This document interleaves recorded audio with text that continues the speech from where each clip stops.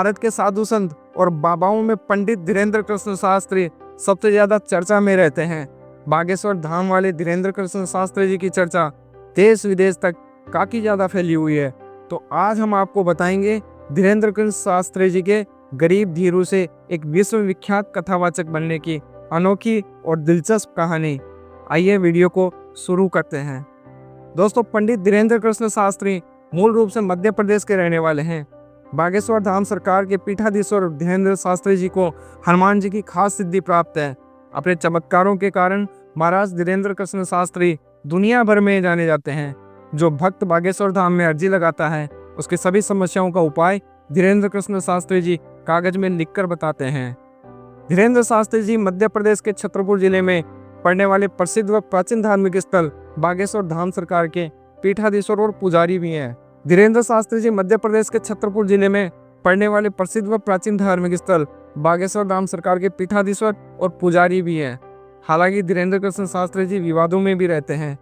कई लोग इनके उपाय को चमत्कार बताते हैं और कुछ अंधविश्वास, लेकिन इस बात से इनकार नहीं किया जा सकता है कि लाखों करोड़ों भक्त महाराज धीरेन्द्र कृष्ण शास्त्री जी पर अपार श्रद्धा रखते हैं। बागेश्वर धाम सरकार धीरेन्द्र शास्त्री जी का जन्म 4 जुलाई 1996 को मध्य प्रदेश के छतरपुर जिले के गोड़ागंज गांव में हुआ और इसी स्थान पर इनका पैतृक स्थान भी है। बीते कुछ सालों में बागेश्वर महाराज धीरेन्द्र कृष्ण शास्त्री जी सोशल मीडिया पर छा गए। पूरे देश में उनके लाखों भक्त हैं। पंडित धीरेन्द्र शास्त्री जी के कार्यक्रम में लाखों करोड़ों की भीड़ भी उमड़ती है। आम लोगों के साथ साथ बड़े नेता भी इनके भक्त हैं। बागेश्वर धाम महाराज के पिता का नाम करणपाल गर्ग और माँ का नाम सरोज गर्ग है। साथ इनका एक छोटा भाई है और एक छोटी बहन भी। इनके दादा भगवान दास गर्ग एक सिद्ध संत थे व चित्रकूट धाम के निर्मोह अखाड़े से भी जुड़े हुए थे। वह भी दरबार लगाते थे। उन्होंने ही पंडित धीरेन्द्र कृष्ण शास्त्री को शुरुआती धार्मिक ज्ञान दिया था। कई इंटरव्यू में शास्त्री जी ने बताया है कि दादा गुरु के आशीर्वाद से ही उन्हें किसी के बारे में भी जानने और दरबार लगाने की सिद्धि प्राप्त हुई थी। तभी से उन्होंने अपना पूरा जीवन हनुमान जी को समर्पित कर दिया था। इनका बचपन बहुत गरीबी में बीता है। परिवार की आर्थिक स्थिति इतनी ज़्यादा खराब थी कि कभी कभी एक टाइम के भोजन का जुगाड़ भी नहीं हो पाता था। इनके पिताजी को मिले दान दक्षिणा से ही महाराज जी का घर चलता था। पंडित धीरेन्द्र कृष्ण शास्त्री जी की आर्थिक स्थिति इतनी ज़्यादा खराब थी कि इनके पिताजी ने पढ़ाई के लिए वृंदावन नहीं बेच पाए थे क्योंकि उनके पास पैसे नहीं थे। धीरेन्द्र कृष्ण शास्त्री जी की 8वीं क्लास तक की पढ़ाई गड़ा गांव के सरकारी स्कूल से हुई और आगे की पढ़ाई के लिए वह रोज घर से 5 किलोमीटर पैदल चलकर गंज गांव में जाते थे। पंडित धीरेन्द्र कृष्ण शास्त्री ने ग्रेजुएशन भी किया है। शास्त्री जी का परिवार गांव में पंडिताई कर भरण पोषण करता था। परिवार में बंटवारे के बाद यजमान भी बट गए थे। इसके बाद धीरेन्द्र कृष्ण शास्त्री जी के परिवार के सामने आर्थिक चुनौती आ गई। इनकी माँ सरोज गर्ग ने गांव में भैंस का दूध बेचा। उससे होने वाली कमाई से परिवार का खर्च चलने लगा।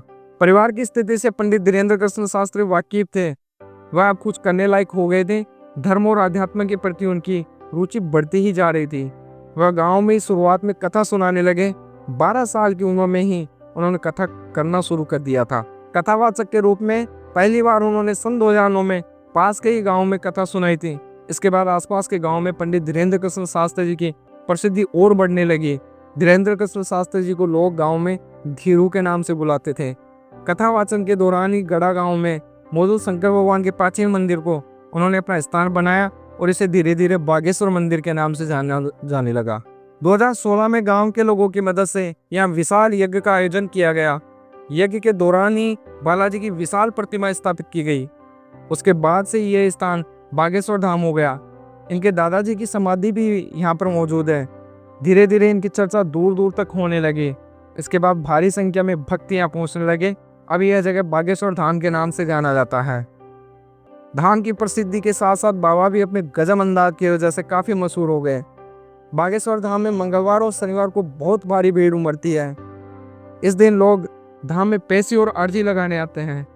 महाराज जी हर साल सैकड़ों गरीब लड़कियों की शादी करवाते हैं।